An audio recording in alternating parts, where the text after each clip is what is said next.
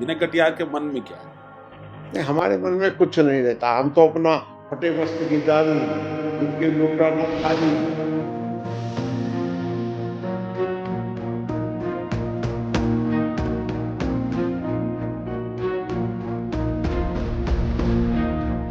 आपने कह दिया कि 2027 में चुनाव लड़ूंगा, इसमें लड़ेंगे चुनाव, अयोध्या से ही लड़ेंगे। अयोध्या से ही चुनाव लड़ूंगा मैं।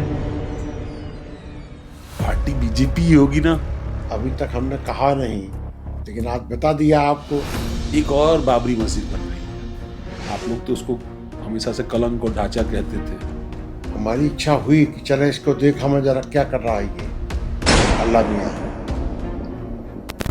बंगाल में हम चले जाएंगे तो वो हाहाकार मच जाएगा। इनकी फिर जो मस्जिद का नई जुटाने की बात कर रहे हैं, वो कुछ नहीं रह जाएगा वहाँ। अखिलेश यादव से जब पूछा जाता है तो कहते हैं कि मैं जाऊंगा, पर जब अयोध्या से रामलला का बुलावा आएगा तब जाऊंगा। तो अखिलेश यादव को तो बुलावा नहीं आ सकता। इसको अपने परिवार का इतिहास नहीं मालूम है अखिलेश को। तो आप लोग जो कहते थे कि अयोध्या अभी झांकी है, काशी मथुरा बाकी है, तो उसको क्या चरितार्थ करने जा रहे हैं? मथुरा और काशी ही नहीं, और जगह भी जाना है। अब संभल में जो काम होना है वो भी होगा। शांत नहीं बैठने वाले हम लोग हैं। अब दोबारा कभी नाम नहीं लेंगे वो लोग। और वो लेने की शुरुआत करेंगे तो भी योगी बाबा जिंदाबाद, छोड़ा नहीं जाएगा कभी। अब ना कभी वो उचकेंगे नहीं, ऐसे सामान्य चलेंगे। कभी हुआ था कि मस्जिद गिर जाएगी, मस्जिद भी हटा दी गई। सब काम हुआ है, आगे भी होगा। नमस्कार, स्वागत है आपका। और आज के जो हमारे मेहमान हैं वो बीजेपी के फायर ब्रांड नेता हैं। कैसे नेता जिन्होंने दशकों तक न सिर्फ उत्तर प्रदेश बल्कि देश में बीजेपी वर्कर्स के हृदय पर राज किया है। राम जन्मभूमि आंदोलन के हीरो, बीजेपी के फायर ब्रांड नेता माने जाने वाले विनय कटियार आज हमारे साथ है। विनय जी, स्वागत है आपका इस चर्चा में। सर, एक चीज जो आपके नाम के साथ जुड़ी हमेशा से, वो फायर ब्रांड नेता के तौर पर आपको देखा गया हमेशा। और बीजेपी कार्यकर्ता के लिए तो मतलब विनय कटियार अगर उस क्षेत्र में हो, उस इलाके में हो, तो उसका जोश दुगना हो जाता है। और वो भी तब जब बीजेपी की राजनीति इतनी उभरी नहीं थी, बीजेपी इतनी व्यापक नहीं थी। इस नाम को, जो निकनेम को आपके नाम के साथ जोड़ा जाता है, आप इसको कैसे देखते हैं, फायर ब्रांड? मुझे मालूम नहीं हम फायर ब्रांड हैं कि नहीं हैं, लेकिन कुछ लोग कहते रहते हैं। और मीडिया वाले तो वही फायर ब्रांड बना दें, चाहे नीचे पर कर दें, बाकी कुछ नहीं है। हम सरल अपना जैसा रूटीन हमारा चलता है वैसे ही चलता रहता है। तो सब कहते हैं कि विनय जी तो जब बोलते हैं तो पानी में आग लगा देने की क्षमता जब बोलते थे, और खास तौर पर राम जन्मभूमि आंदोलन की तो आपके भाषण। नहीं, ये बात ठीक कह रहे हो आप। राम जन्मभूमि आंदोलन के बहुत सारे कार्यक्रम किए हैं, और केवल प्रदेश के अंदर ही नहीं, हम पूरे देश के अंदर गए थे। सबको जगाया है, सबको आह्वान कर दिया है, सब आए थे। तभी पत्थर का मंदिर राम मंदिर बन करके खड़ा हो गया। और शिखर पर भी थोड़ा काम बाकी रह गया है, वो भी अच्छा हो जाएगा। नहीं, पर जब आप निकले थे इस आंदोलन के लिए, कि आपके जीवन की, राजनीतिक जीवन की भी और आपके व्यक्तिगत जीवन की भी सबसे बड़ी यात्रा है, और उसकी सबसे बड़ी अचीवमेंट भी राम जन्मभूमि आंदोलन। तो उस दौर के विनय कटियार को लोग याद करते हैं, उनकी स्पीचेज लोग याद करते हैं, और इसलिए ही याद करते हैं कि जब आप लोगों का आह्वान करते थे, तो जैसे राम सेतु बनाने के लिए नल, नील, अलग अलग तरह के जो है जीव जंतु सब उस उपक्रम में शामिल हुए थे, वैसे कार सेवा में भी अलग अलग समुदाय, अलग अलग तरीके के लोग। वो कैसे होता था, वो किस तरह का चमत्कार था जो लोग इससे जुड़ते जाते थे और आपको भी इसमें बड़ा आनंद आता था? नहीं, पूरे देश में संपर्क था ना। सब हमारे प्रिय लोग थे। और उनको उनकी ही टोली बनाई कि आज आज यहाँ से आएंगे, इस जिले से आएंगे, साउथ वाले आएंगे, बंगाल वाले आएंगे, तो सबको संख्या दे दी जाती थी और वही आते थे सब। अच्छा काम करके गए, बढ़िया काम किया सब लोगों ने मिलजुल करके। और जहाँ तक मंदिर का सवाल है तो वो तो कारीगर करेंगे, स्वाभाविक है।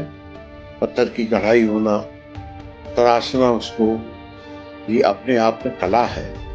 तो वो उस हिसाब से काम हुआ है, तभी मंदिर बन करके तैयार हो गया है।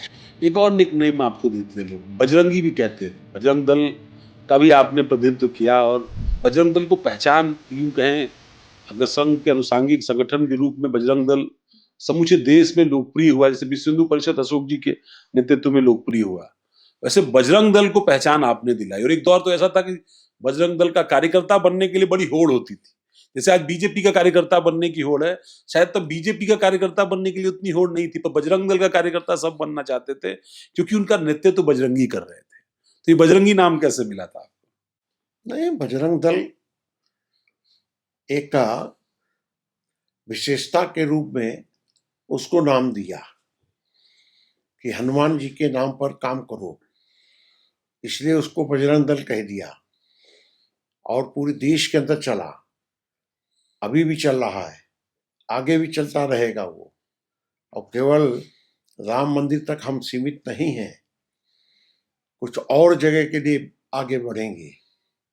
राम मंदिर तो बन करके तैयार है, कुछ थोड़ा बहुत काम है, वो कारीगरों का काम है, लेकिन आगे बढ़ना है। तो आप लोग जो कहते थे कि अयोध्या अभी झांकी है, काशी मथुरा बाकी है, तो उसको क्या चरितार्थ करने जा रहे हैं?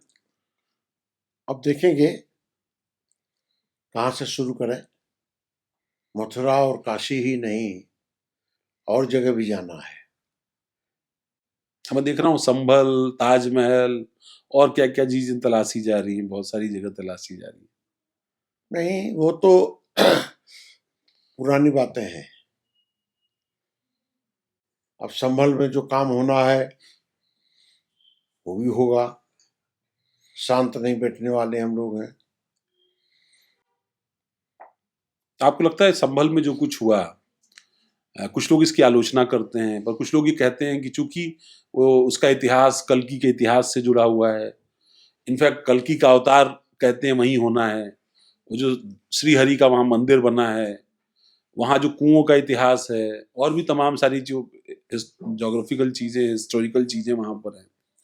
आप योगी सरकार ने जो अटेम्प्ट लिया वहां पर, या मुख्यमंत्री योगी के खास तौर पर संभल को लेकर के जो काम था, उसको किस तरीके से देखते हैं? विनय कटियार कैसे देखते हैं उसको?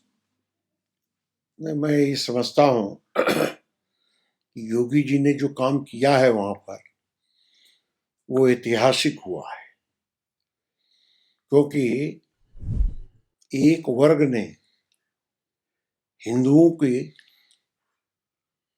आम जैसे कत्लेआम होता है उस प्रकार का काम हुआ। तो उसके ऊपर तो स्वाभाविक था कुछ काम करना था, तो उनको बहुत ठीक कर दिया गया है। अब दोबारा कभी नाम नहीं लेंगे वो लोग, अगर लेने की शुरुआत करेंगे तो भी योगी बाबा जिंदाबाद हैं, और हम लोग तो हैं ही हैं जो हैं। वो स्वाभाविक है, ये सब होगा, छोड़ा नहीं जाएगा। कुछ लोग कहते हैं कि जैसे संगठन में विनय कटियार बहुत हार्डकोर थे, जो फायर ब्रांड हम लोग कह रहे हैं, वैसे योगी आदित्यनाथ एडमिनिस्ट्रेशन में है, हाँ, वो उसी की प्रतिमूर्ति जैसे हैं। आप पाते हैं इसमें समानता? नहीं नहीं, बिल्कुल ठीक करते हैं योगी जी, दमदारी साथ कर रहे हैं। आखिरकार महंत अवेंद्रनाथ जी महाराज इस आंदोलन में जुड़े थे, उनके ये सगे भांजे हैं, तो इसको छोड़ कैसे सकते हैं वो? तो उसी रूप में रमे रहते हैं। पूरा काम उन्होंने ढंग से किया है। आगे भी अगर जरूरत पड़ेगी तो वो भी किया जाएगा। आखिरकार 20 हिंदू मारे गए थे वहां पर संभल में, और उसका बदला बहुत तरीके से ले लिया गया है।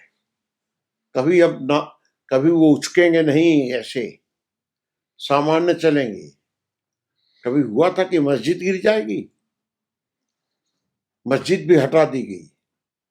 सब काम हुआ है, आगे भी होगा।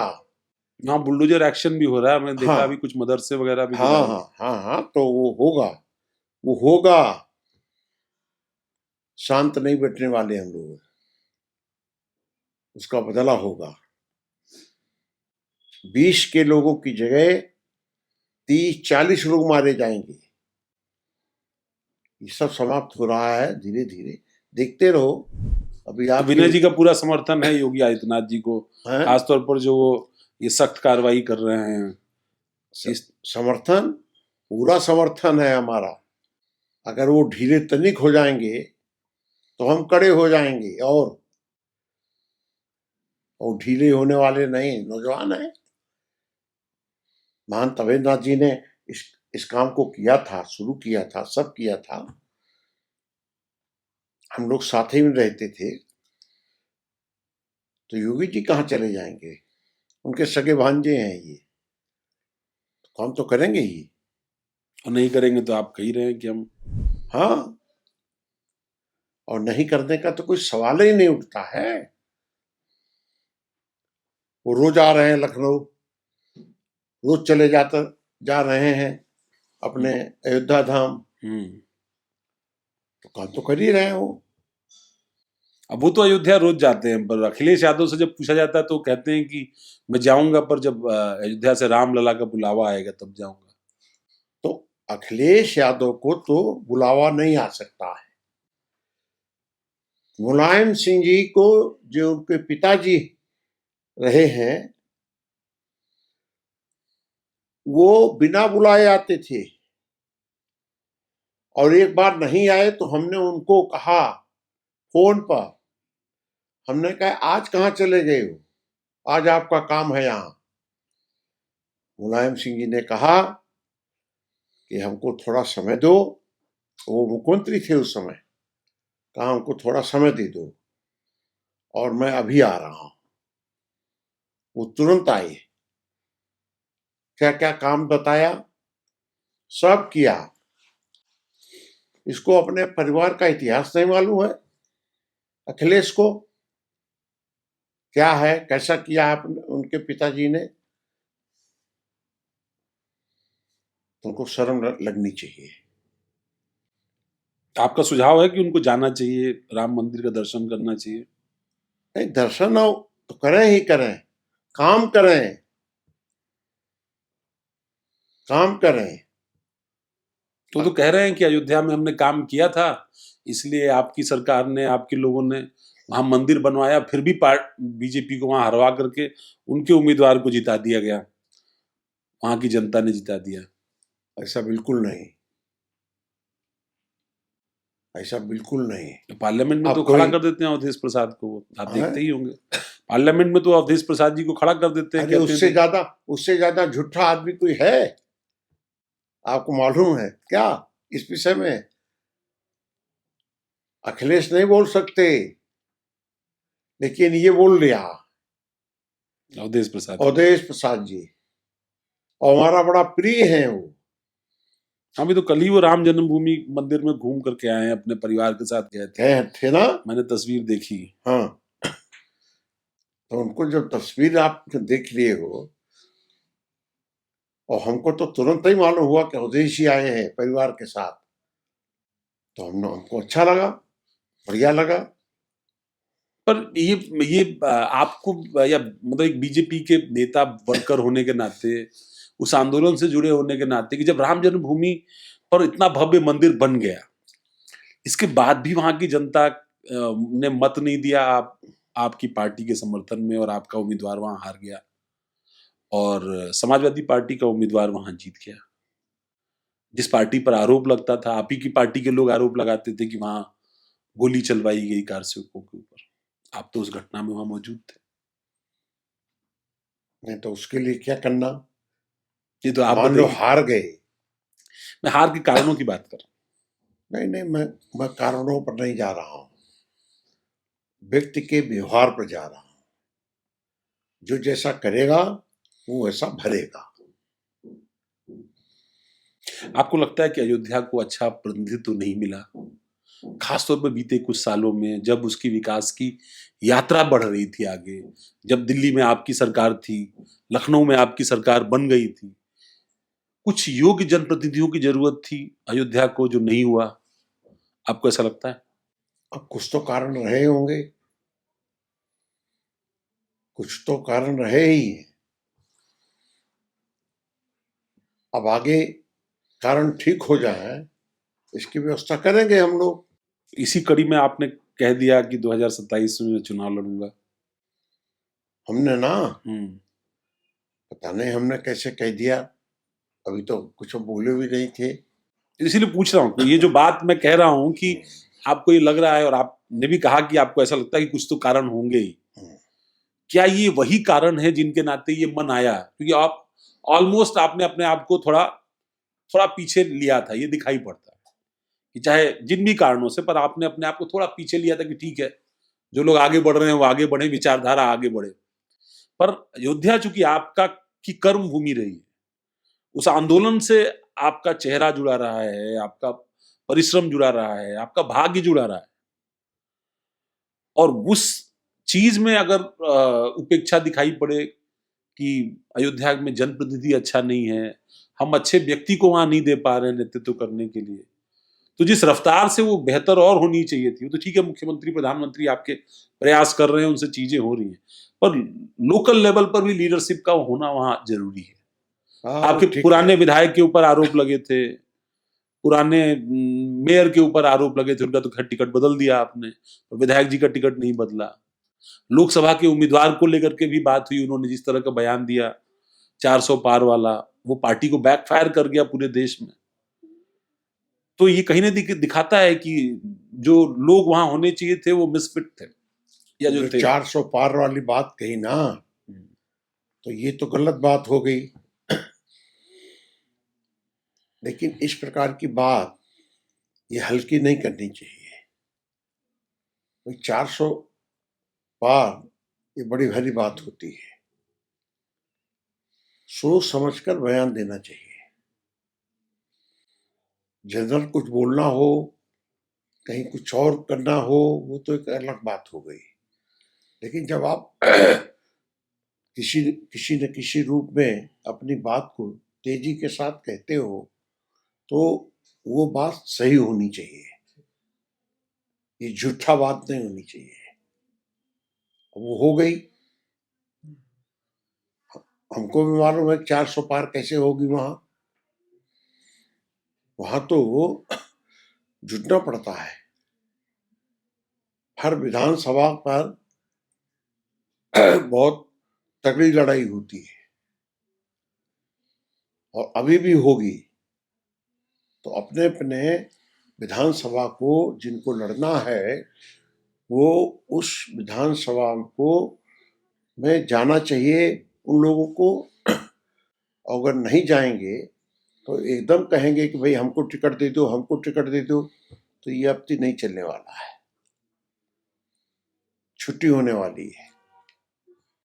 अच्छा, एक चीज मुझे बताइए कि राम जन्मभूमि आंदोलन को लेकर के एक और बात होती है, और चूंकि उनमें उस आंदोलन से जुड़े जो लोग अभी सक्रिय हैं, उनमें से एक आप हैं जो सक्रिय हैं, बाकी तो लोगों की उम्र भी हो गई, बहुत सारी चीजें हैं, पर आप हैं जो राजनीतिक रूप से भी आपकी सक्रियता है। उमा जी ने थोड़ा अपने आप को पीछे ले लिया, बाकी बाकी लोग शायद इस दुनिया में नहीं है या उनकी उम्र हो गई। आपको क्या लगता है कि ये जो श्रेय वाली बात है कि इस आंदोलन में जो कुछ भी आप लोगों ने खोया, या जिस तरीके का संघर्ष आप लोगों का रहा, जब ये आंदोलन पूरा हो गया, अपने लक्ष्य को पहुंच गया, तो उसका श्रेय आप लोगों को नहीं मिला?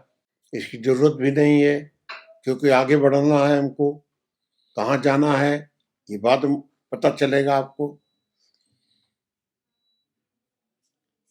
हम अयोध्या में रहते जरूर हैं, लेकिन हमको कहीं और भी जाना है। तो कोई विचार, कोई प्लान आपका आगे चल करके? आगे होगा तो आपको मालूम हो जाएगा। जब उस स्थान पर पहुंच जाएंगे तो लोगों को अपने आप एहसास हो जाएगा।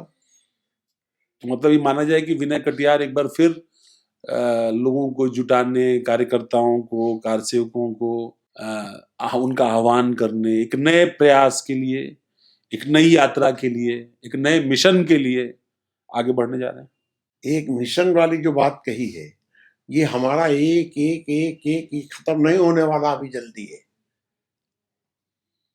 जहां एक हो गया तो आगे कदम फिर बढ़ेगा, एक के लिए, फिर एक के लिए बढ़ेगा। 3 बातें तो कही थी हमने, तो तीनों पर व्यवस्था होगी। आपको नहीं मोह हुआ? बहुत सारे लोग आपके जूनियर्स राज्यसभा चले गए, कोई विधान परिषद गया, मंत्री हो गया, कोई सीएम, डिप्टी सीएम। अच्छा, वैसे तो मैं जो बात आपसे कह रहा था कि कोई जानता नहीं था कि आप एक्चुअली, समझना नहीं चाहता था कि आप किस जाति समूह से आते हैं। पर आज जो खासतौर पर उत्तर प्रदेश में और भी राज्यों में जाति की राजनीति ने जो प्रभाव बनाया, फिर उसमें आप जैसे नेताओं की भी जाति ढूंढे जाने लगी। पहले लोग आपको हिंदुत्व के नेता, हिंदुत्व के पोस्टर बॉय इस तरीके से बात करते थे, पर वो भी सेगमेंटेशन होने लगा कि कोई कुर्मी समाज से आता है, कोई किसी समाज से आता है। ये कहा गया कि अयोध्या और उसके आसपास के दर्जनों जिलों में कुर्मी समाज ने बीजेपी को जो समर्थन 14 और 17 के चुनाव में दिया था, उस समर्थन से अपने पैर 22 और 24 के चुनाव में पीछे खींचे। उसका नतीजा रहा कि जो नंबर्स आए आपके जनप्रतिनिधियों के, खासतौर पर कुर्मी समाज से, वो लगातार कम हो रहे हैं। और इसी दबाव में पार्टी ने अभी रिसेंट डेवलपमेंट के तहत एक कुर्मी समाज के सांसद और केंद्र के मंत्री थे पंकज चौधरी, उनको प्रदेश का अध्यक्ष बनाया।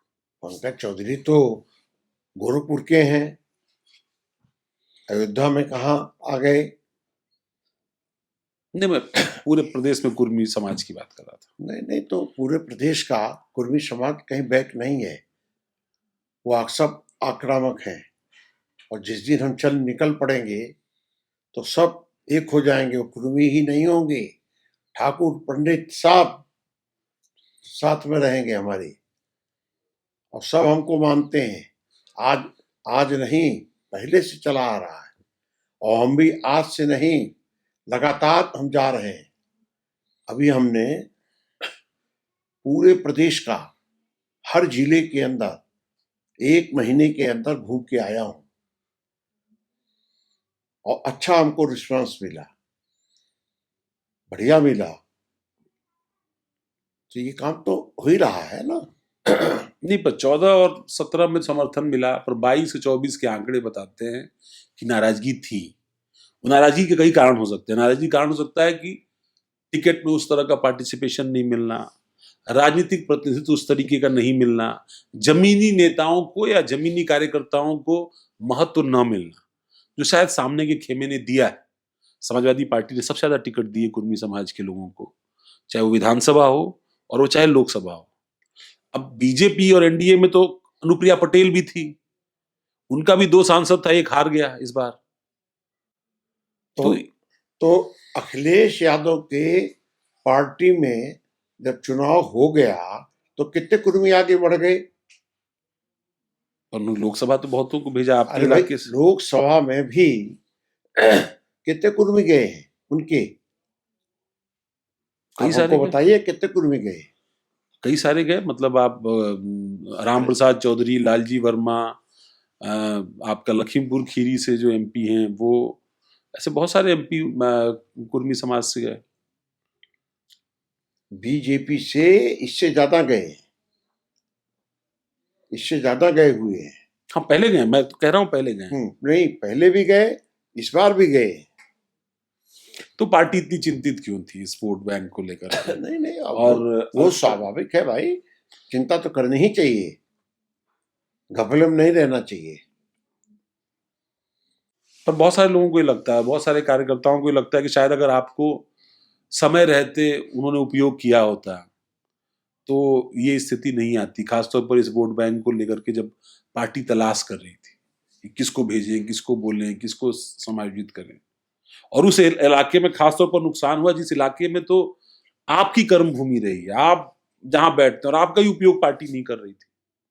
नहीं, हमने लड़ने से मना कर दिया। हमने कहा भैया वैसे ही रहेंगे हम इस समय, आगे देखेंगे। तो आपको राज्यसभा भेज देते, आपको राज्यपाल बना देते। आपके तो बहुत सारे जूनियर, मैं कहूँ मतलब शिष्य टाइप आपके बहुत सारे नेता रहे होंगे जो आज राज्यपाल और राज्यसभा में, तो आपको ही पता है। राज्यपाल बनना ये लड़ाई का मामला नहीं होता है। ये तो वो सीधे भेज दिया जाता है जिसको भेजना है, और फिर उसी प्रदेश में रहो। मैंने इनकार कर दिया था, राज्यपाल हम कहीं नहीं बनेंगे, ना हमारी रुचि है। राज्यपाल बनना माने कोठरी का काम है। मतलब ऑलमोस्ट अपने आप को रिटायर हो जाना, आफ्टर हाँ, रिटायर हो रिटायरमेंट। जाना वही कोठरी के अंदर है।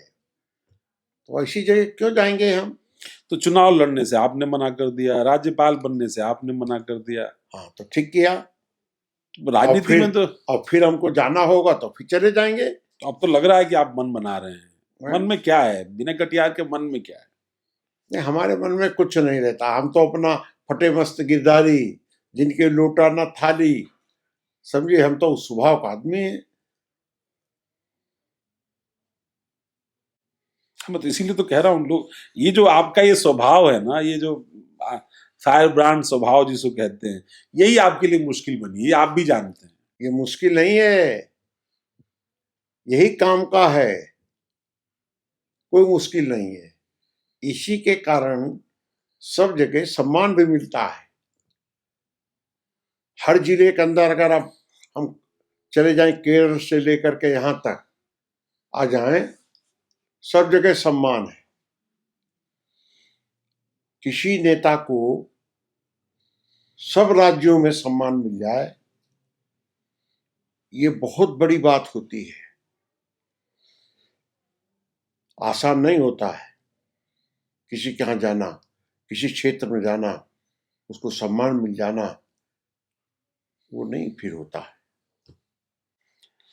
एक चीज जो बीजेपी संगठन या बीजेपी के सिस्टम को लेकर के आती है, वो ये कि बीजेपी ने उन पुराने नेताओं को, और खासतौर पर आज की बीजेपी ने, एक अटल अडवाणी के युग की बीजेपी थी, अब मोदी शाह की बीजेपी है, जिसमें बहुत सारे ऐसे नेता जो अपने दमखम से राजनीति में मजबूती पे रूप में स्थापित थे, उनको राजनीति में हाशिए पर भेज दिया, और दूसरे दलों से बहुत सारे नेताओं को ले आकर के बीजेपी में मजबूत बना दिया। एक आरोप लगता है, बहुत सारे राजनीतिक विश्लेषक ये बात कहते हैं।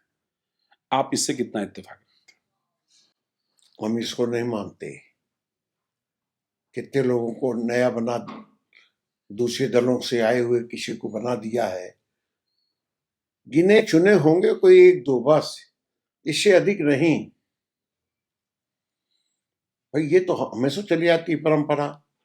कोई अगर अच्छा है, बढ़िया कार्यकर्ता मिल जाए, किसी के हाथ से मिल जाए, जहां हमारी सीटें हार रही हैं, दूसरा कोई मिल जाए तो अच्छा है, सपोर्ट हो जाएगा, उससे बढ़िया हो जाएगा। पहले भी होता रहा है, आज भी हो रहा है, इसमें कोई दिक्कत नहीं। अच्छा, यूपी में बड़ा लीडर चेंज भी बात चलती रहती है कि ओबीसी लाया जाए लीडर, जैसे पीडीए का एक इक्वेशन अखिलेश यादव ने रखा, तो होता है कि भाई ओबीसी सीएम रख दिया जाए। कभी होता है कि नहीं नहीं, योगी जी हिंदुत्व के पोस्टर बॉय हैं, उन्होंने सरकार रिपीट कराई, तो उन्हीं के नेतृत्व में चुनाव होना चाहिए। आपका क्या मानना है कि किसकी लीडरशिप में ज्यादा मुतमईन है बीजेपी अगला चुनाव लड़ने के लिए, और फिर भविष्य में भी उसी की राजनीति उत्तर प्रदेश में ज्यादा ये मजबूत? जो हमारे प्रदेश अध्यक्ष बने हैं पंकज चौधरी, वो भी कई बार के सांसद रहे हैं, मिनिस्टर रहे हैं, केंद्र में भी रहे हैं वो। अब यहाँ पर उनको जो दायित्व दे दिया गया है, उसका वो निर्वाह करेंगे। अध्यक्ष के रूप में उनको दिया है, काम दिया है, तो स्वाभाविक है सक्रिय होंगे, काम करेंगे। वो थोड़ा झुके रहते हैं, शरीर है उनका उसी रूप का, जन्म से है, कोई अभी का नहीं है। लेकिन वो कोई बाध्यता, वो उससे कोई नुकसान नहीं है। आखिरी बार कब मिले थे आप किससे? अमित शाह मोदी से? हम कभी मिले ही नहीं, और ना ऐसे अमित कैसे शाह होगा? से मिले, ना मोदी जी से मिले। हमारा काम क्या मिलने का? नहीं पता, आप तो पार्टी के मेंबर ऑफ पार्लियामेंट थे, हाँ, वो रहे। अयोध्या प्रचार करने आ रहे, आप गुजरात भी प्रचार करने गए हैं हम पार्टी का। गए, वो तो आए थे मोदी जी हमारे हम प्रचार में। मैं इसीलिए कह रहा हूँ, मुझे हाँ, याद है कि आपके प्रचार में आए थे। मोदी जी हमारे प्रचार में आए थे। तो इसका मतलब उसी समय बस आखिरी मुलाकात हुई, प्रचार के समय जो हुई? हाँ, बस उसी समय।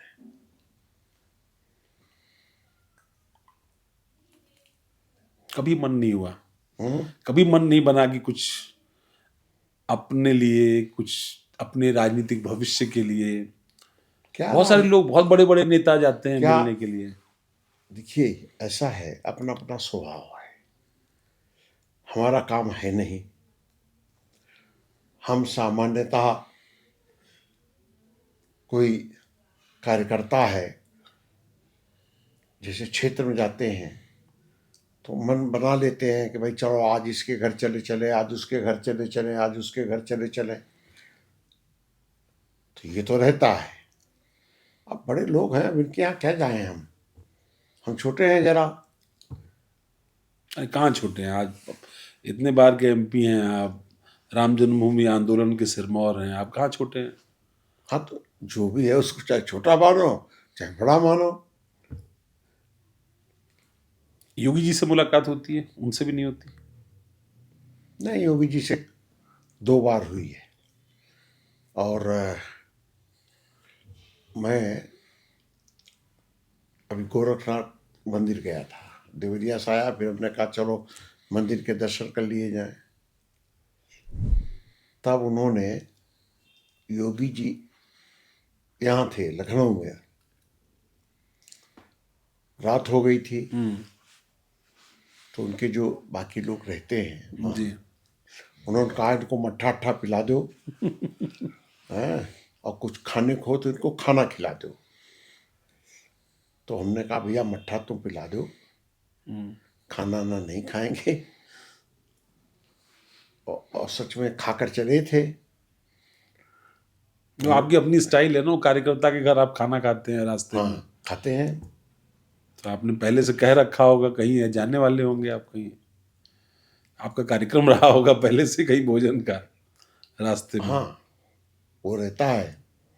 टेलीफोन पर भी बात होती है कि अयोध्या के मसले को लेकर के, किसी बात को लेकर के आपको सुझाव देते हो या कोई ना, बात करते हो? ये योगी काम हम कभी नहीं किए। जो भी अगर होगा कुछ तो फिर संदेश चला जाएगा। तो ये जो आपके मन में आया और जो बयान वायरल अभी हो गया आपके चुनाव लड़ने का, चूंकि आप विधानसभा चुनाव तो लड़े नहीं शायद, कभी नहीं लड़े।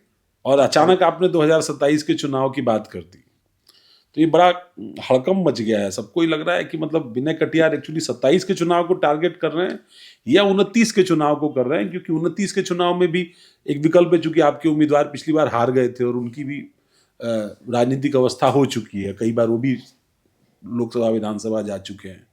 जब आप जाते थे तो विधानसभा जाते थे। तो ये हो रहा है कि शायद 27 कह तो रहे हैं पर लड़ेंगे वो 29। एक और व्यक्ति है आपके पड़ोस के, ब्रजभूषण शरण सिंह, वो राम कथा कहलवा रहे, राष्ट्र कथा कहलवा रहे हैं आजकल। उनके बारे में भी कहा जा रहा है कि वो भी अयोध्या से लोकसभा का चुनाव लड़ना चाहते हैं 2029 में। तो ये अचानक मन में अचानक कैसे आया? मतलब आपने सब चीजों से दूरी बना ली थी, अब आप आपके बयान अगर इस तरह आए तो ये अनायास तो आप बयान देते नहीं हैं, अनायास तो नहीं देते, इतना तो मैं भी जानता हूँ आपके इतने इंटरव्यूज करने के बाद कि आप अनायास तो बयान देते नहीं। तो थोड़ा इसका मतलब समझा दिए दर्शकों को। नहीं नहीं, चुनाव लड़ना है तो फिर लड़ेंगे। 27 लड़ेंगे, 29 लड़ेंगे? अभी जो जो वर्ष चल रहा है उसी उसी में चुनाव होगा, या आगे चुनाव तो अभी आगे हो जाएगा थोड़ा, तो उसी में लड़ेंगे चुनाव। अभी तक तो हमने कहा नहीं, अयोध्या से ही लड़ेंगे। अभी तक हमने कहा नहीं, लेकिन आज बता दिया आपको कि अयोध्या से ही चुनाव लड़ूंगा मैं। तो पार्टी बीजेपी ही होगी ना? हाँ हाँ, पार्टी बीजेपी होगी। चलिए अच्छा है, मतलब एक घोषणा तो आपने कर दी हमारे दर्शकों के लिए कि भाई पार्टी बीजेपी होगी।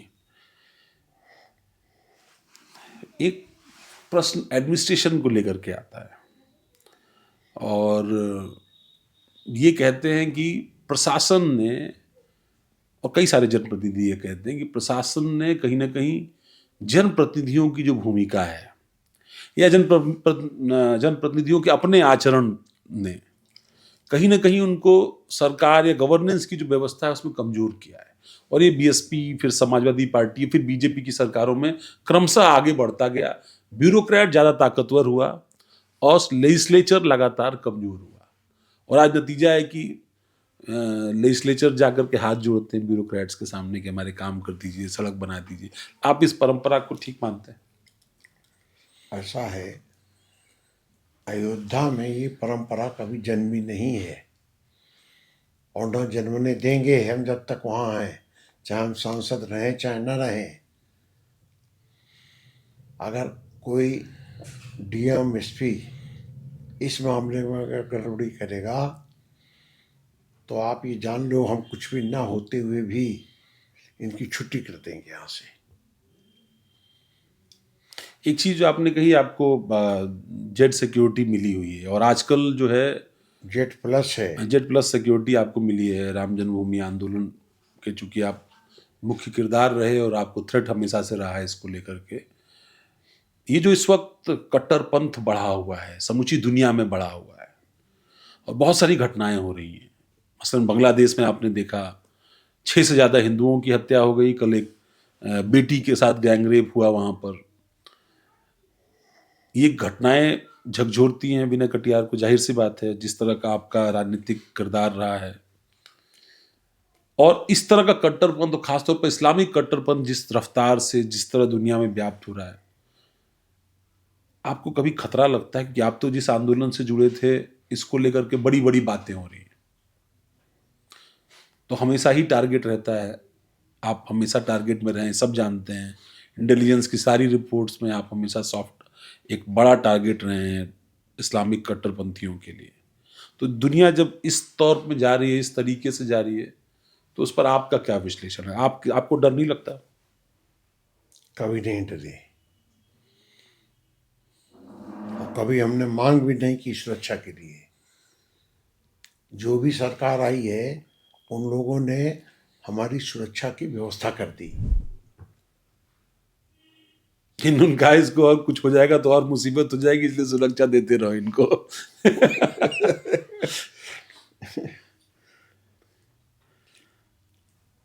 अब जो है ठीक ही है। पर बांग्लादेश के इंसिडेंट पर आपका क्या रिएक्शन? नहीं, बांग्लादेश की स्थिति इस समय ठीक नहीं है, बिगड़ गई है।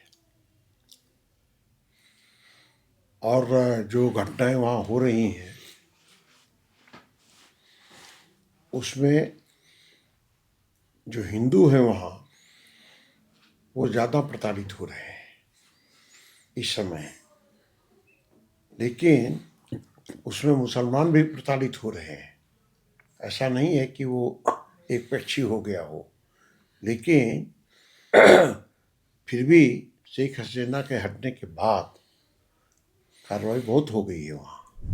भारत को दखल देने की जरूरत है। हाँ, जैसे एक समय भारत को तत्काल दखल देने की जरूरत है।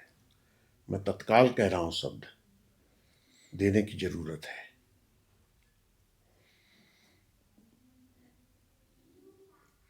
वहाँ कार्रवाई होनी चाहिए। अब ये तय तो करना सेंटर का मामला है ना। प्रदेश का हो जाता तो योगी जी को कह करके हम कहते चढ़ाई करो, तो होता फिर।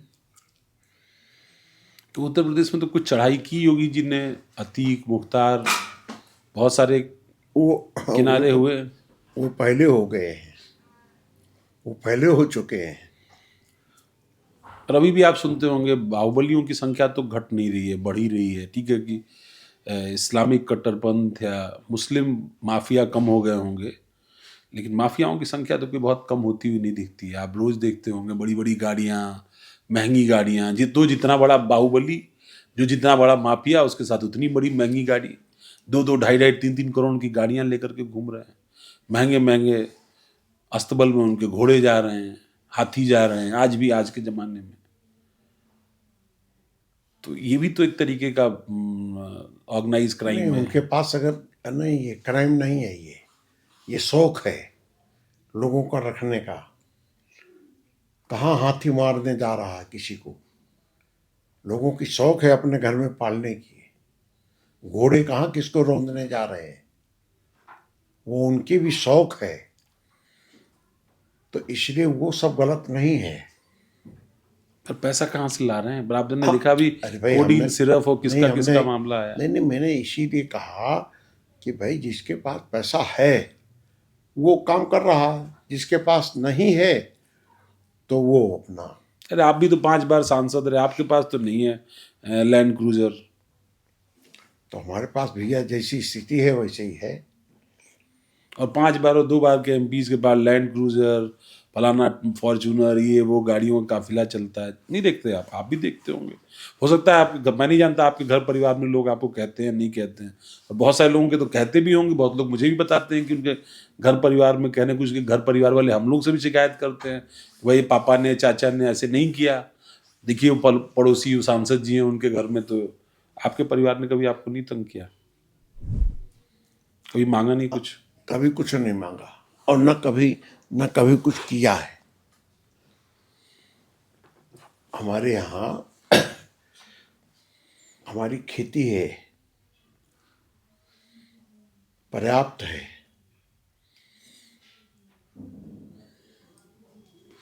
हम हमारे यहाँ से, हमारे घर से चूंकि पहले से जमीन रही है, तो वो जमीन में से जो है वो कुछ एक वहाँ से भी हमारा 1-2 बीघा चला गया। अगल बगल वालों ने धीरे धीरे ले लिया। नहीं, धीरे धीरे नहीं लिया, वो सीधे सरकार ने लिया। अच्छा, लीज पर, वो अधिग्रहण। अधिग्रहण। हाँ, तो अपना मस्त रहो, क्या करना है, क्यों बवाल लेना है। पहले आप कार्यकर्ताओं को जोश दिलाने के लिए नारे भी करते, कुछ नारे याद हैं आपको? अब नारे आरे तो याद नहीं है। विनय कटियार के तो नारे मशहूर थे। वो आप जिस सभा में जाते थे एक नया नारा कर देते थे राम जन्मभूमि आंदोलन से जुड़ा। हाँ, करते थे, जो करते थे वो इनकार नहीं करते। नारे हमारे जबरदस्त रहते थे। कहते हैं आपके और रितंबरा जी के भाषण लोग टेप रिकॉर्डर में टेप लगा करके सुनते थे और रोंगटे लोगों के खड़े हो जाते थे।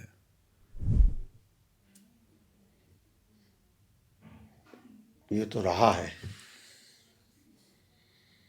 और एक पूरी पीढ़ी जवान हुई उन भाषणों को सुन करके। और शायद यही वजह थी कि तब सोशल मीडिया का भी दौर नहीं था, तब व्हाट्सएप भी नहीं था, फेसबुक भी नहीं था, एक्स भी नहीं था, और एक आह्वान पर लोग देश भर से एकजुट हो जाते थे। अयोध्या में कई बार कार सेवा हुई। अयोध्या में जब कार सेवा हुई तो गोली भी चली। आप तो थे ही, जब बाबरी का विध्वंस हुआ तब भी आप वहाँ मौजूद ही थे। कोई ऐसा इंसिडेंट या कोई ऐसी चीज जो आपको याद हो जब लगा कि लगभग मौत बगल से चली गई है? नहीं, देखिए उसमें तो हमारे कार सेवक मारे गए और अच्छी संख्या में उनकी मृत्यु हुई है, लेकिन सब परिवार वालों ने, जिनके जिनके घर के बच्चे मारे गए थे, उन परिवार के लोग भी आए और उन्होंने कहा कि एक बेटा और होता तो हम दे देती। उनके घर की माताएं, बहनें ये सब बोल रही थी, हाँ रो रही थी। जहाँ गोली चली वहाँ जा करके सब बहुत रोई। फिर हमने कहा भाई अब चिंता मत करो, जो हो गया वो हो गया, चलो आगे इनका सबका स्मारक बनवा देंगे। आपको गिरफ्तार करने का, आपकी गिरफ्तारी का कोई प्रयास या आपको पकड़ने का प्रयास क्या नहीं किया गया?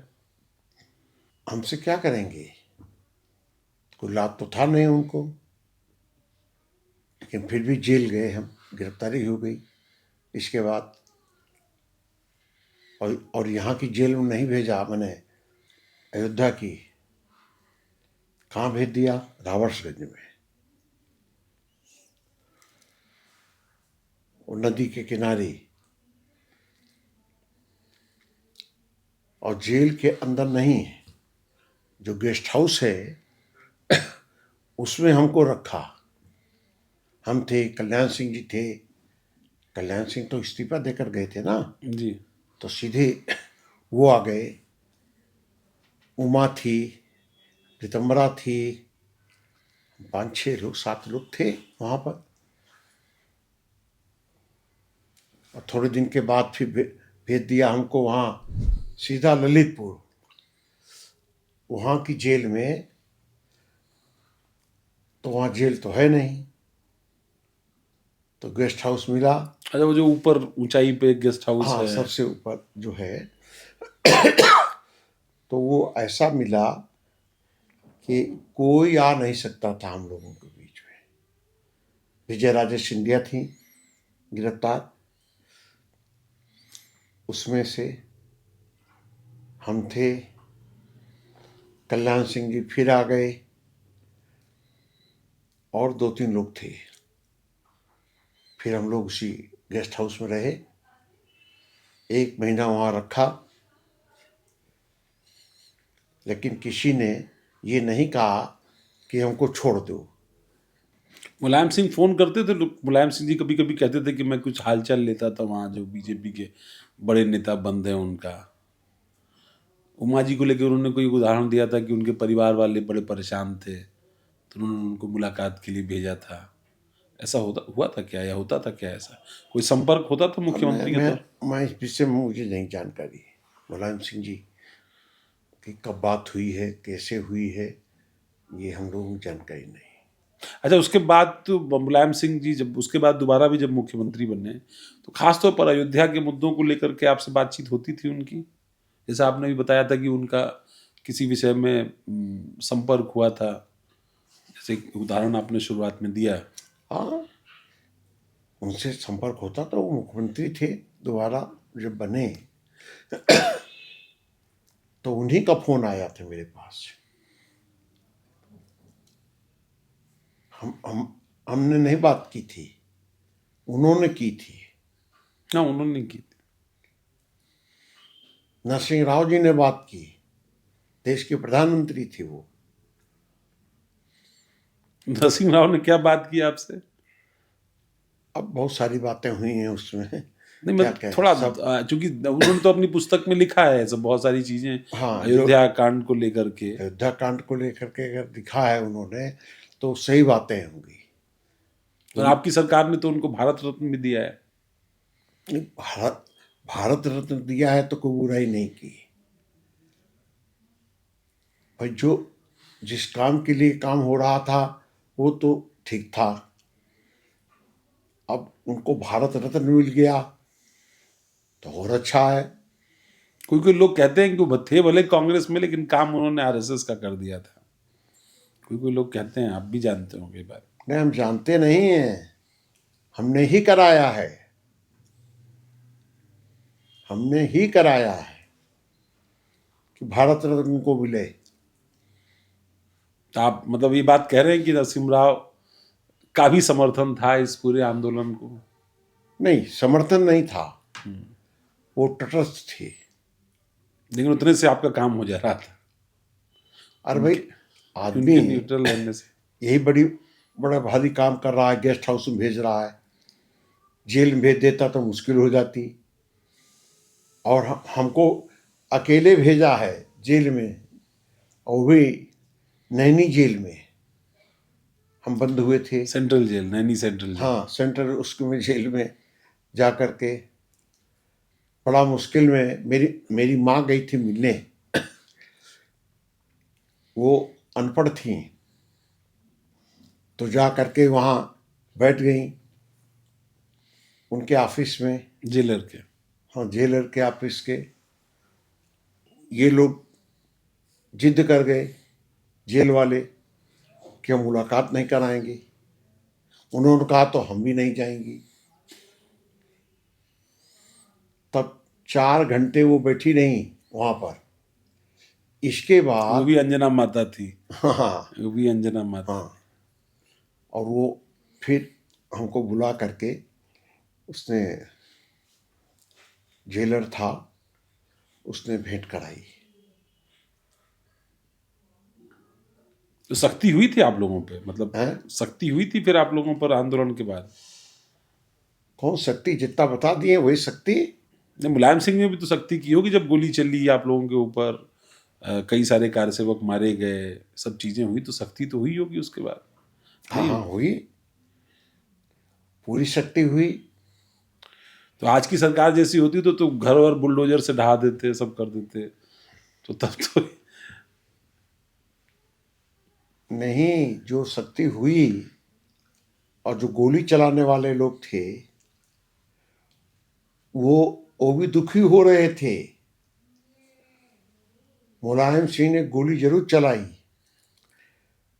लेकिन वो, उनका 4 बार फोन आया है हमको, ये आप जान लो। तो उनको क्या अफसोस था कि ऐसा नहीं होना चाहिए था? उनको तो स्वाभाविक है, उन्होंने कहा कि ये गलत हुआ है, लेकिन हम अभी छोड़ नहीं सकते हैं, इसीलिए तो माता टीला भेजा गेस्ट हाउस में। एक किरदार और थे नृपेंद्र मिश्रा। नृपेंद्र मिश्रा से भी कुछ इंटरव्यूज में पूछा गया कि भाई मुलायम सिंह यादव ने गोली चलवाई, ऐसा हुआ वैसा हुआ, तो उन्होंने कहा कि मुलायम सिंह यादव ने गोली नहीं चलवाई थी, ये लोकल एडमिनिस्ट्रेशन का फैसला था, और चूंकि वो उस वक्त प्रमुख भूमिका में थे तो प्रशासन उनके मातहती में भी था, मतलब वो बॉस थे। अब कई सारे लोग ये भी प्रश्न करते हैं कि नृपेंद्र मिश्रा को ही आपने मंदिर निर्माण समिति का मुखिया बना दिया, और वो उस वक्त प्रभारी थे, उनके मातहत लोगों ने वहां पर गोली चलवाई, तो जितना दोष मुलायम सिंह को आप देते हैं उतना दोष तो नृपेंद्र मिश्रा का भी बनता है, और उन्हीं को मंदिर निर्माण समिति का चेयरमैन बना दिया गया। चलो, मंदिर तो बनाए, काम किया, वो गोली वोली नहीं चलवाई थी। इतनी अफसर की हिम्मत नहीं थी। जब तक राजनीतिक वो नहीं होता है समर्थन, तब तक अफसर ये काम नहीं कर सकता है कि गोली चलवा दे, मरवा दे। हाँ, लाठी चलवा सकता है। एक आखिरी प्रश्न पूछता हूँ, एक और बाबरी मस्जिद बन रही है, और वो बन रही है बंगाल में। हाँ, बन रही है। बंगाल के एक टीएमसी से निष्कासित विधायक हैं जो पहले बीजेपी में भी रहे हैं, उन्होंने वहां पर बाबरी मस्जिद बनाने का काम शुरू किया है। बड़े पैमाने पर वो चंदा ले रहे हैं, बड़े पैमाने पर वहां पर भोज वगैरह करा रहे हैं, काम उन्होंने शुरू कर दिया है। तो यहाँ से आपने एक, आप लोग तो उसको हमेशा से कलंक और ढांचा कहते थे, तो यहाँ से आपने उसको खत्म किया, पर ये जो बाबरी बन रही है इसको लेकर के आप लोगों का क्या मानना है? नहीं, हमारा तो मानना ये है, अगर वो बना रहा है तो जमीन उसकी होगी, पैसा उसका लगा होगा। हमारी इच्छा हुई कि चले इसको देख, हमें जरा क्या कर रहा है ये अल्लाह मियाँ, तो फिर हमको लगा कोई जाने की जरूरत नहीं, काहे को बवाल करे। विनय कटियार को बवाल से कब से डर लगने लगा? नहीं नहीं, डर नहीं लगता है। डर काहे का है? बंगाल में हम चले जाएंगे तो वो हाहाकार मच जाएगा। इनकी फिर जो मस्जिद वस्जिद का नई जुटाने की बात कर रहे हैं, वो कुछ नहीं रह जाएगा वहाँ। अभी ताजी ईंटें होंगी, सब चली जाएंगी।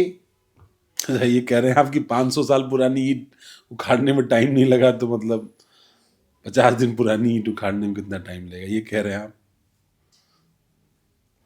नहीं नहीं, जो हो समझना आप समझ लो। पर बंगाल जा रहे हैं कि नहीं आप प्रचार में? जो बीजेपी वहां पर बड़ी कड़ी लड़ाई में है और टीएमसी के साथ बड़ी नहीं, हमसे अभी कहा भी नहीं है, तो जाने का कोई मतलब नहीं हमारा। संदेश आएगा तो हम जाएंगे। पर 27 के लिए तो मतलब हम लोग माने कि विनय कटियार अब सक्रिय होने जा रहे हैं पूरी तरीके से। जैसे पहले हम लोग फायर ब्रांड विनय कटियार को देखते थे, वैसे हम लोग देखने जा रहे हैं। ये तो हम पहले भी थे, बीच में भी रहे, अभी भी इसे देखोगे।